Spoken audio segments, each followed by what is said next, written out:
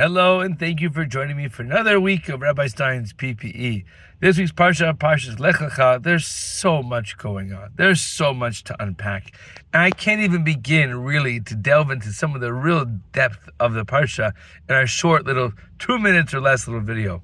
But I want to share with you something that can be connected. And that is, I was asked a question by one of my students yesterday. We're talking about prophets, we're talking about Nevuah, we're talking about being able to see the hand of Hashem in our daily lives. And this young guy, he asked the question, well, how can we see Hashem's hand in our lives today? And I said, that's a great question, a fabulous question, because Avraham was able to, Yitzchak was able to, Yaakov was able to, not just that Hashem came to them, but they were able to recognize a higher power in their world with their own eyes. And I said to him, sometimes we have to stop and think about what are we surrounding ourselves with on a daily basis. When we put on the news, what are we hearing? What are we seeing? What are we listening to? When we put on a movie, what are we listening to? What are we watching? What are we exposing ourselves to? And I think the message is, if we want to see Hashem, we have to resensitize, re-aware, make ourselves aware of what's happening around us. To be able to attribute it to the Yad Hashem, or being an act of Hashem. And so, how do we do that?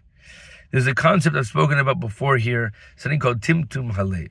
Timtum Halev acts like spiritual cholesterol. We know how cholesterol works. It clogs the arteries, it gets in the way, it increases blood pressure, and also prevents the ability to actually be efficient in what our body needs to do. So too in Ruchnius, we have a concept known as the Timtum Halev that acts as spiritual cholesterol. It clogs up our spiritual receptors. It prevents us from actually feeling, seeing, hearing divine messages happening through our lives each and every single day.